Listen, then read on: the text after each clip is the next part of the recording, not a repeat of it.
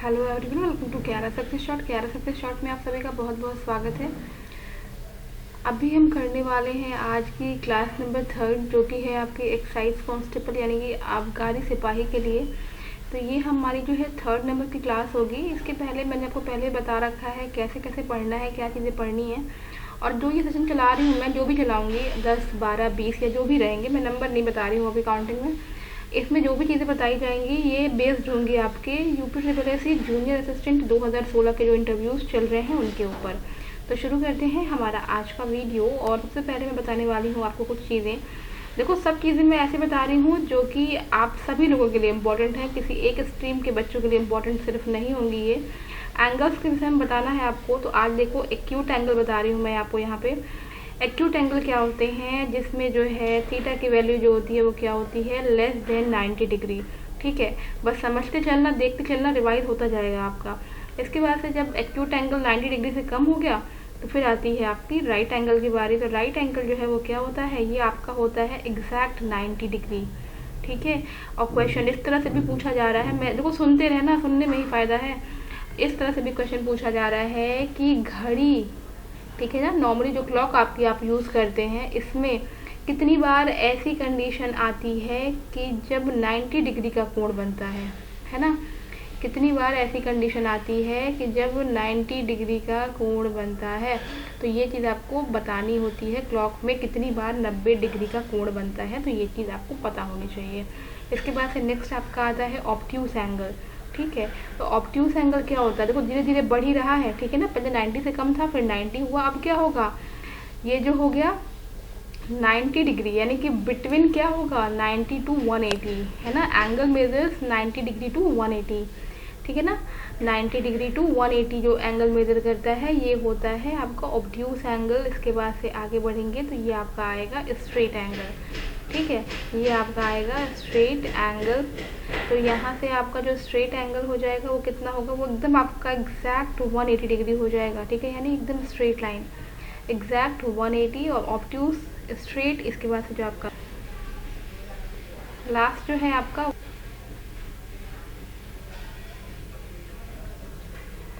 तो अब आती है बात रिफ्लेक्स एंगल की। तो रिफ्लेक्स एंगल आपका greater than 180 degree and less than 360 degree होता है, जैसा कि आपका ऑब्ट्यूस में था। ठीक है, यानी कि ग्रेटर देन 90, ये भी वही चीज़ है। ठीक है ना, ऐसा नहीं समझना कि मैंने 2 लिख दिया है तो कुछ और है, ये ग्रेटर देन 90, ठीक है, एंड लेस देन 180। ठीक है, लेस देन 180, तो वही चीज़ है ये। तो जो भी बच्चे होंगे जिनके बेसिक मैथ्स होगी और ये चीज़ सबको पता होती है, तो इसको ध्यान रखना। चलो, इसके बाद से नेक्स्ट हम लोग बढ़ते हैं नंबर 6 पे। नंबर 6 पे हमारा है, इसके बाद से जो जानने वाली चीज़ है वो है आपका कॉम्प्लीमेंट्री। क्या होते हैं कॉम्प्लीमेंट्री एंगल्स, वो एंगल्स होते हैं जिनके जो सम होते हैं वो क्या होते हैं, 90 डिग्री होते हैं। ठीक है, सम क्या होता है, 90 डिग्री होता है। और अगर बात करते हैं हम इसी के साथ सप्लीमेंट्री एंगल्स की, ठीक है, सप्लीमेंट्री एंगल्स की, तो इनके जो सम होते हैं वो क्या होते हैं, ये होते हैं 180 डिग्री। तो यही आपके जो है कॉम्प्लीमेंट्री और सप्लीमेंट्री एंगल। अभी हाल ही में आप लोगों ने फोमो के विषय में पढ़ा होगा। फोमो क्या है, ये है आपका फियर ऑफ मिसिंग आउट। ठीक है, इसका फुल फॉर्म है fear of missing out, fear of missing out. ठीक है, यानी कि जो बच्चे नेट का दुरुपयोग कर रहे हैं उनके अंदर ये चीज़ें देखने को मिल रही हैं। ठीक है ना, जो बच्चे नेट का, यानी कि जो आपको इंटरनेट मिल रहा है रोज़, जो है लोग गार्जियन जो है सबके फ़ोन में आजकल होता है, वो नॉर्मल सी बात है। तो जो बच्चे इसका दुरुपयोग कर रहे हैं उनमें जो है ये देखने को मिल रहा है फियर ऑफ मिसिंग आउट, यानी कि फोमो। ठीक है, चलिए इसके बाद से आगे बढ़ते हैं। नेक्स्ट इसके बाद से आप जो है देख लेना RT-PCR का फुल फॉर्म। ठीक है, RT-PCR का फुल फॉर्म भी देख लेना क्या होता है। तो ये होता है रिवर्स ट्रांसक्रिप्शन, रिवर्स ट्रांसक्रिप्शन। उसके बाद से P से आपका है पॉलीमराइज, पॉलीमराइज चेन रिएक्शन। ठीक है, चेन रिएक्शन। तो ये है आपका RT-PCR का फुल फॉर्म।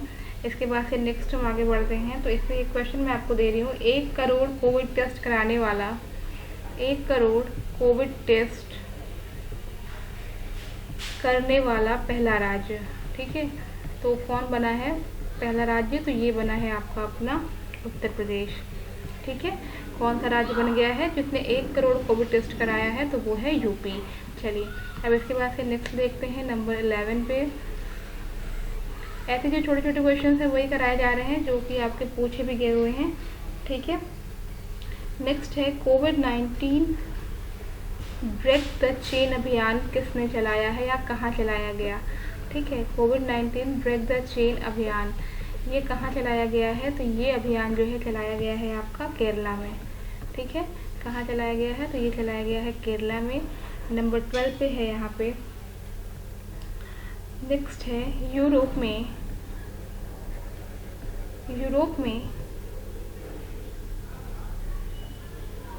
कोरोना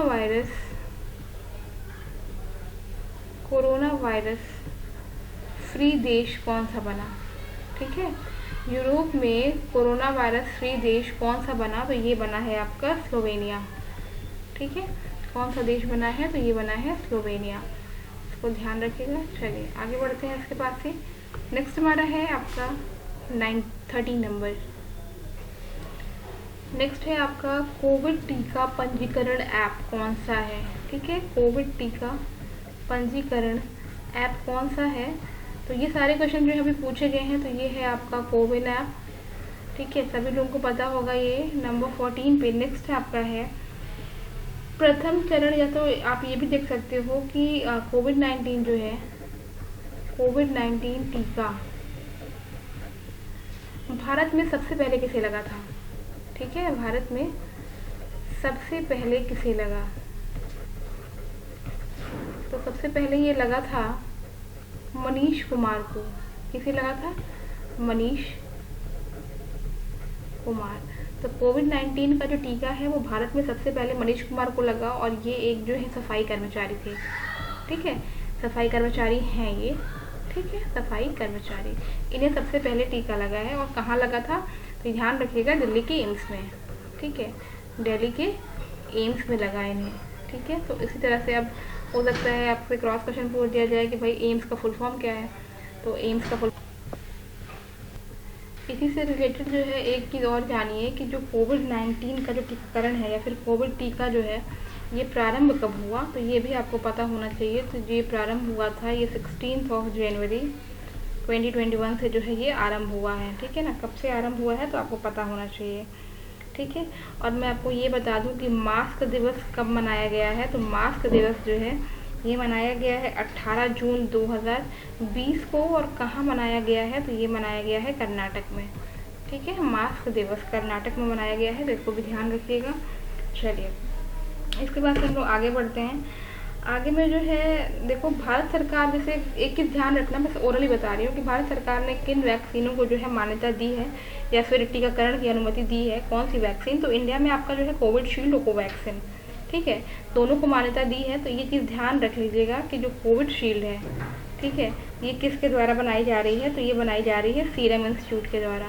ठीक है, सीरम इंस्टीट्यूट के द्वारा जो बनाई जा रही है ये है आपकी कोविशील्ड। ठीक है, और इसका हेडक्वार्टर जो है कहाँ पे है, इंडिया, पुणे।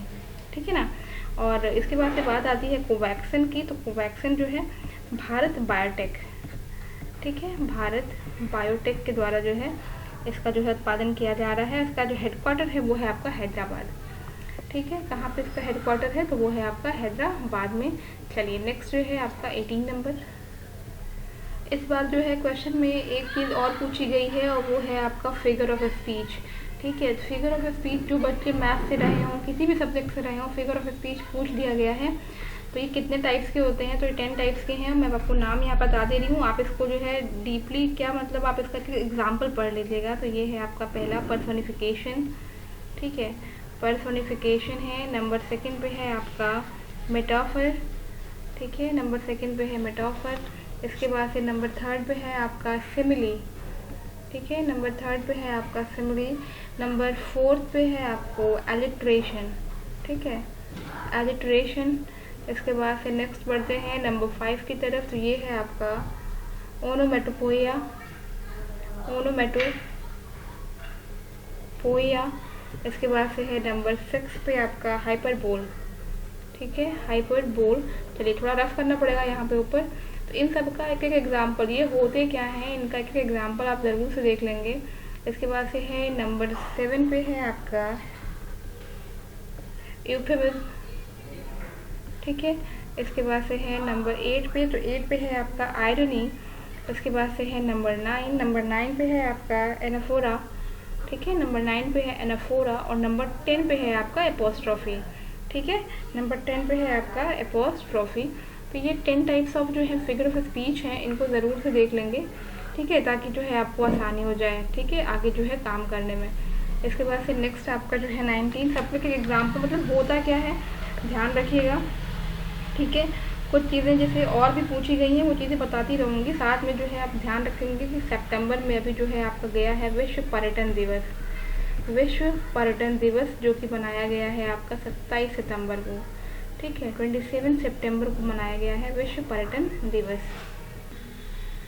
उत्तराखंड के विषय में बहुत बार पूछा गया, और क्यों पूछा गया है क्योंकि आपको पता होगा कि उत्तराखंड जो है उत्तर प्रदेश के ही जिलों को काट करके उत्तराखंड बनाया गया है। तो पहले तो ये जान लें कि ये जो है 2007 में उत्तराखंड बना, इसके पहले जो है 2007 के पहले जो है ये उत्तरांचल था, ठीक है। ये क्या था पहले, उत्तरांचल था, ठीक है। अब इसके बाद से देखो उत्तराखंड में 13 ज़िले हैं, उत्तराखंड में जो है वो 13 ज़िले हैं, और 13 ज़िले कौन कौन से हैं इसको भी देख लिया जाए। तो ये 13 ज़िले हैं आपके हरिद्वार, इसके बाद से नैनीताल, फिर है अल्मोड़ा, इसके बाद से है रुद्रप्रयाग, उत्तरकाशी, नेक्स्ट है इसके बाद से देहरादून, फिर है पिथौरागढ़, इसके बाद से है चंपावत, फिर है टिहरी गढ़वाल, और इसी के बाद से एक और है इसमें पौड़ी गढ़वाल। नेक्स्ट है इसके बाद से आपका चमोली, नेक्स्ट है उधम सिंह नगर में आते हैं, इसको यहाँ पे लिख दिया गया है। तो इसके बाद से आगे देख लेते हैं कि और क्या है इसमें। अब बात करते हैं कि उत्तराखंड में जो है मंडल कौन कौन से हैं। तो उत्तराखंड में जो है मंडल कौन है, तो इस मंडल में जो है 3 मंडल हैं यहाँ पे। तो ये है आपका एक गैरसैंण, कुमाऊं, और एक और है वो है गढ़वाल, ठीक है। उत्तराखंड के अंतर्गत जो है वो 3 मंडल हैं, वो ये तीनों हैं। बात कर लेते हैं उत्तराखंड के कैपिटल की। तो कैपिटल इसकी जो है वो देहरादून है, ये है आपकी विंटर में, देहरादून जो है वो है विंटर में। और बात कर लेते हैं गैरसैंण की, ठीक है, ये है आपका समर में। इन क्वेश्चन को पूछने के साथ साथ ही जो है ये भी पूछा जा रहा है कि उत्तराखंड से सटे उत्तर प्रदेश के जिलों के नाम, ठीक है। उत्तराखंड से सटे यूपी के जिले कौन कौन से हैं, बहुत बार पूछा गया है इस बार अभी ये। तो कौन कौन से जिले हैं, तो ये है आपका सहारनपुर, मुरादाबाद, इसके बाद से है आपका पीलीभीत, नेक्स्ट है आपका बिजनौर, मुजफ्फरनगर, इसके बाद से है आपका बरेली, एंड देन है आपका रामपुर। तो ये जो है इतने जो हैं ज़िले हैं जो कि उत्तराखंड से सटे हुए हैं उत्तर प्रदेश के, ठीक है। इसके बाद से मैं आपको एक चीज़ और इसमें बता दूं कि यहाँ के गवर्नर आपको पता होंगे कौन है उत्तराखंड के। तो गवर्नर है यहाँ के गुरमीत सिंह, ठीक है, गुरमीत सिंह। और अगर सीएम की बात करें तो सीएम है यहाँ के पुष्कर सिंह धामी, पुष्कर। तो देखो स्वर व्यंजन भी पूछा गया है, ठीक है ना, किसी भी स्ट्रीम के बच्चे हों पूछा गया है। टोटल कितने होते हैं, टोटल होते हैं 52, जिन्हें कहते हैं वर्णमाला टोटल, है ना।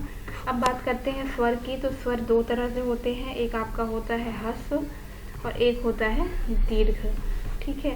ह्रस्व के अंदर कौन कौन से आते हैं, तो ये आपका छोटा अ, छोटा ई, छोटा ऊ और वी।